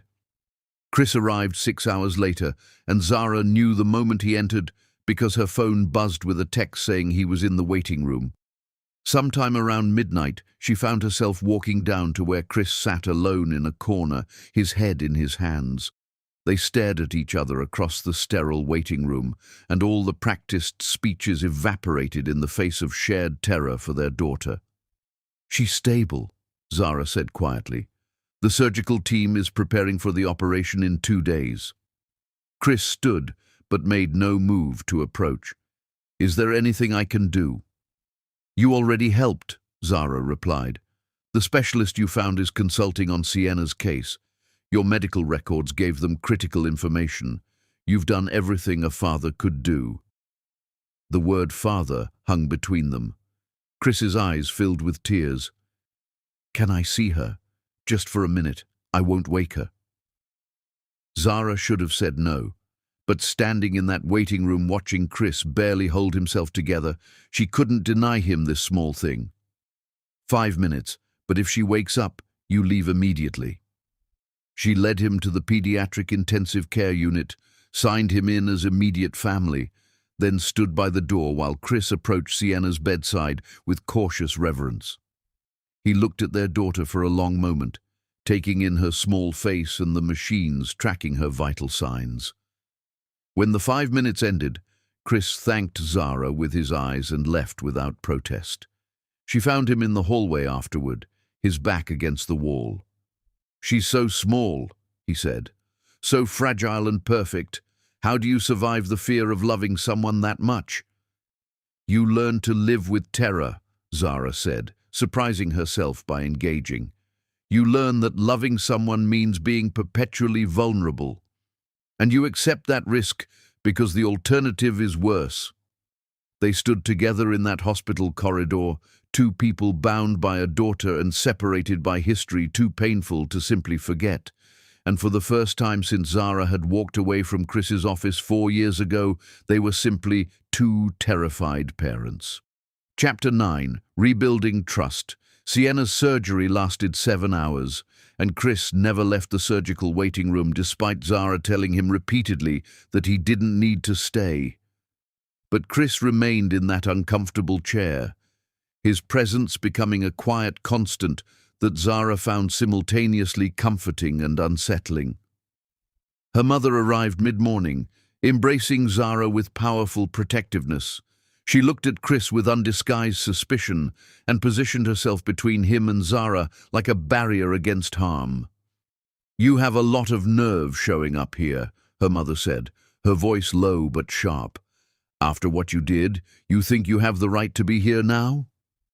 Chris looked up with eyes holding no defensiveness. "I don't have the right to be anywhere near Zara or Sienna.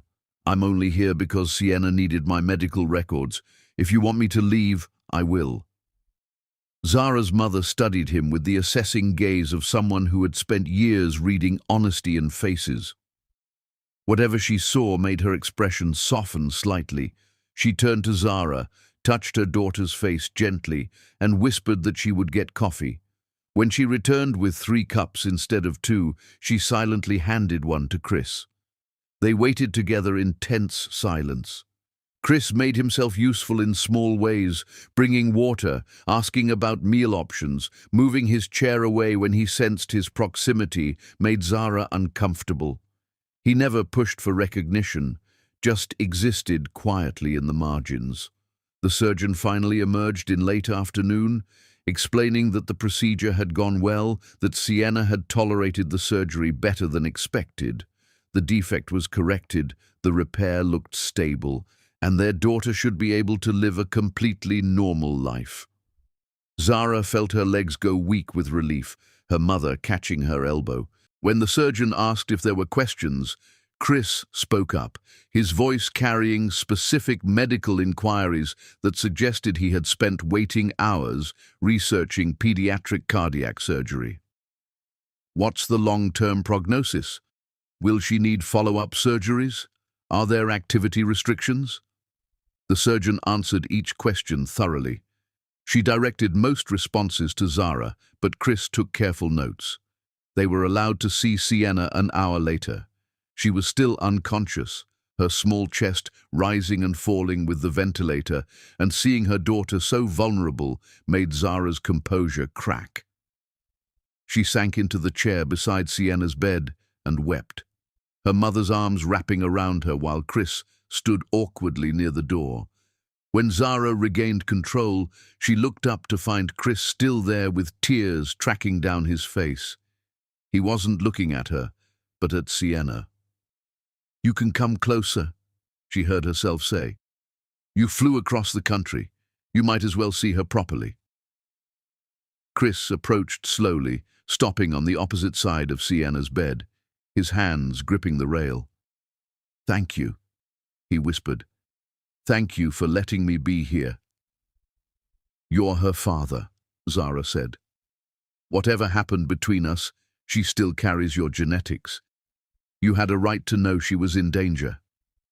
They stood on opposite sides of their daughter's bed, watching her breathe, two people connected by this small person. Zara's mother excused herself, giving them privacy. The silence between them felt different, more contemplative.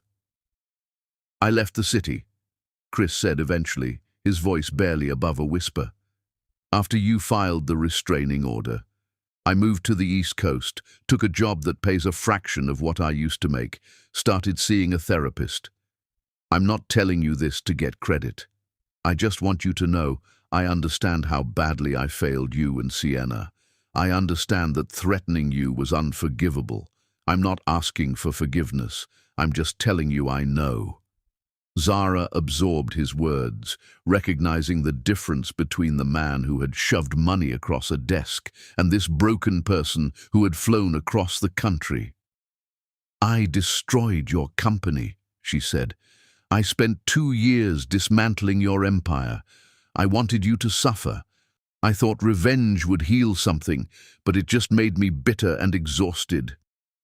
"You had every right to destroy me," Chris replied. "I deserved that, and worse." They fell silent, watching Sienna's chest rise and fall. A nurse came to check vitals, explaining they would start weaning Sienna off the ventilator in a few hours. Over the following days, as Sienna recovered, Chris maintained his respectful distance while remaining available. He stayed at a hotel, came during visiting hours, but left promptly when asked, brought food for the nursing staff. He never tried to introduce himself to Sienna, just existed in the background as quiet support. Sienna woke fully on the 3rd day post-surgery, confused but alive. She asked questions with direct curiosity, and Zara explained that the doctors had fixed something in her heart. Sienna accepted this with resilience, more interested in cartoons. Chris was there during one of Sienna's waking periods, standing near the window, and when Sienna noticed him, she tilted her head with recognition. "You're the nice man from school," she said, "the one who said I was being patient." "That's right," Chris said carefully. "I came to check on how you're doing." "My heart was broken," Sienna agreed matter-of-factly.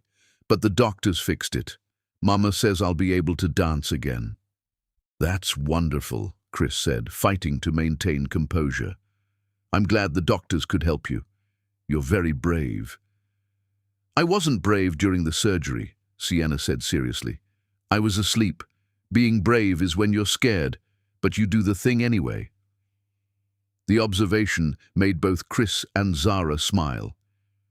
Sienna asked if Chris was a friend of her mother's, and Zara found herself answering honestly that he was someone she used to know, that he had helped when Sienna got sick. After Sienna drifted back to sleep, Chris approached Zara. "I should probably head back east soon.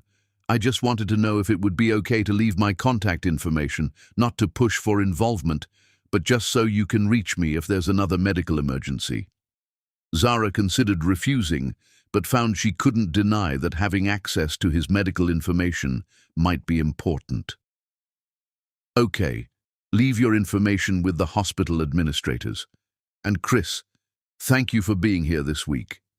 His eyes filled with tears he didn't try to hide. The next morning, Zara found he had checked out and returned to wherever he now lived, leaving behind medical documents and a note thanking the nursing staff. Sienna's recovery progressed faster than expected. Within 2 weeks, she was home complaining about activity restrictions. Zara found herself thinking about Chris more than she expected, wondering how he was processing having met his daughter so briefly. She didn't contact him, but she kept his information in her phone, an acknowledgement that some connections couldn't be completely severed. And late at night, when Sienna was sleeping peacefully, Zara allowed herself to consider the possibility that people could change. That maybe someday there could be space for Chris to know his daughter in ways that didn't damage anyone. It wasn't forgiveness, not yet and possibly never, but it was the first softening, the first recognition that the future didn't have to be dictated entirely by the past. Chapter 10. The Beginning.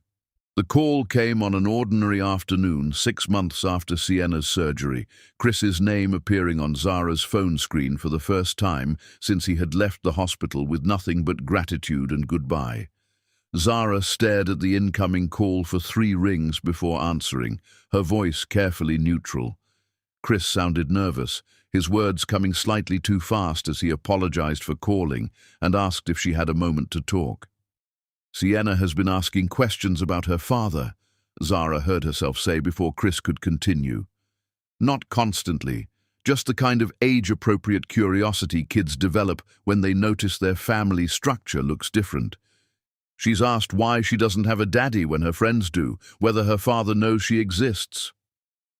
The silence stretched long enough that Zara thought she had made a mistake, but when Chris spoke, his voice carried careful consideration rather than desperate eagerness. How do you want to handle that? What feels right to you?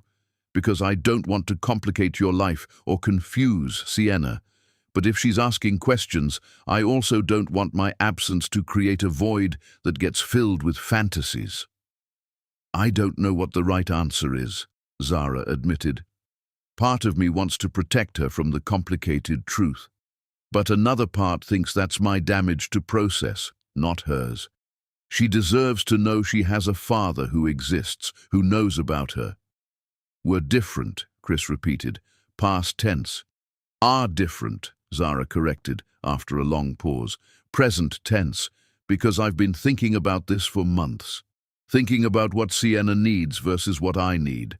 And I don't have good answers, but I'm starting to believe that keeping you completely out of her life forever might not be the protective choice I convinced myself it was. She heard his breath catch. What does that mean? Practically. I don't know yet, Zara said honestly. Maybe it means meeting once, somewhere neutral, so Sienna can see that her father is a real person who cares about her existence. Maybe it means occasional updates about her development. Maybe it means nothing more than me telling her the truth in age-appropriate terms. I genuinely don't know. They talked for nearly an hour.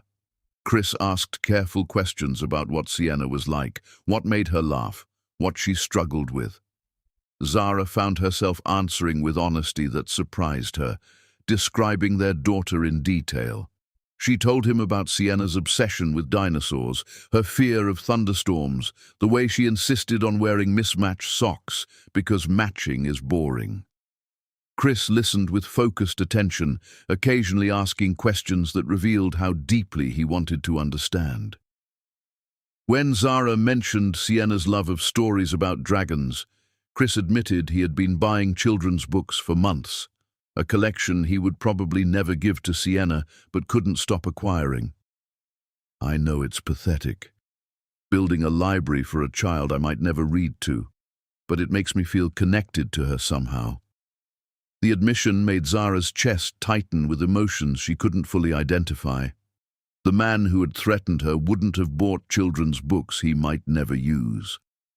3 weeks after that phone call, Zara found herself sitting on a park bench with Sienna beside her, watching a man approach across the grass with careful, measured steps.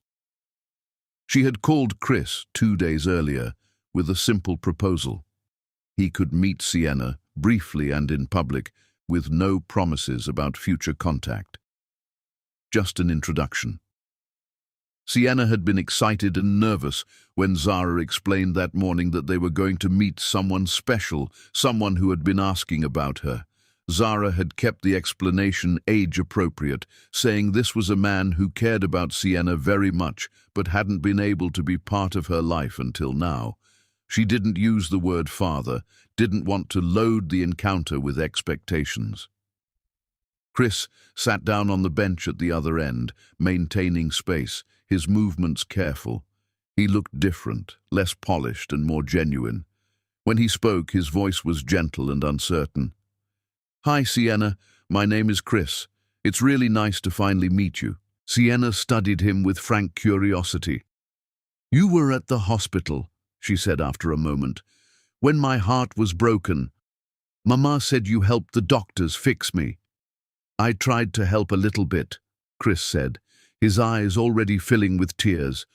"Mostly the doctors did all the real work. But I'm really glad they could fix your heart. Your mom tells me you're already back to dancing." "I can do 12 pirouettes now without falling," Sienna announced with pride. "That's more than anyone else in my class. Do you like dancing?" "I'm terrible at dancing," Chris admitted with a small smile. "But I love watching people who are good at it." They talked for 20 minutes, their conversation meandering through topics that mattered to Sienna. Chris listened with complete attention, asked questions that showed genuine interest, never tried to claim significance. When Sienna mentioned she didn't have a father like other kids, Chris's expression flickered with pain. But Chris recovered quickly. "You do have a father," he said carefully. "Sometimes parents can't be together for complicated grown-up reasons, but that doesn't mean they don't care. Your father cares about you very much, Sienna. He thinks about you every day." "Are you my father?" Sienna asked with directness. Chris looked at Zara, his expression asking permission, and she nodded slightly. "Yes," he said simply. "I'm your father, and meeting you today is one of the best things that's ever happened to me." Sienna processed this with thoughtful silence. "Why can't you be part of my life in all the ways that matter?" "Because sometimes parents make mistakes," Chris said, his voice breaking. "Really big mistakes that hurt people they care about. And sometimes those mistakes mean they don't get to have the family they want. But that doesn't change how much I care about you, or how proud I am that you're my daughter." Zara watched Chris struggle through this explanation, watched him try to be honest without burdening Sienna with details she was too young to understand. When Sienna asked if she could see Chris again sometime, Zara found herself answering before she had fully decided. "Maybe, if your father wants to, and if we can figure out a way to do it that's good for everyone. This is complicated, and grown-ups are still figuring it out. So we're taking it one visit at a time." Sienna nodded with easy acceptance. She turned back to Chris and said with complete sincerity, "I'm glad I got to meet you. You seem nice." The observation made both Zara and Chris laugh, despite the emotional weight. When it was time to leave, Sienna waved goodbye with unself-conscious friendliness. Chris remained on that bench watching them walk away, and when Zara looked back, she saw him with his head in his hands, his shoulders shaking. That evening, after Sienna was asleep, Zara stood at her window, looking out at the city that had witnessed both the worst and possibly the beginning of something resembling repair. She thought about Chris sitting on that bench, thought about the way he had spoken to their daughter with such careful tenderness. Zara didn't have answers, only questions and recognition that some wounds never fully healed, but could perhaps scar over in ways that allowed movement. Chris would never be the father Sienna deserved, would never undo the damage, would never fully earn forgiveness that Zara wasn't sure she could give. But maybe he could be something smaller and more realistic, a flawed person who had learned from catastrophic mistakes and was willing to show up with no expectations. The future was uncertain, potentially painful, definitely complicated. But standing at her window with Sienna sleeping peacefully, Zara allowed herself to believe that some bridges burned so completely that all you could do was learn to walk on ash.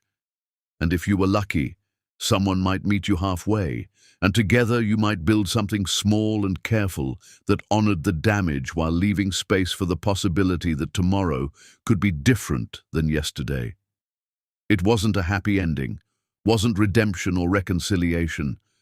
It was just two broken people trying to do better by a child who deserved more than their history, taking one uncertain step at a time toward a future that would always carry the weight of the past, but might somehow make space for something resembling grace.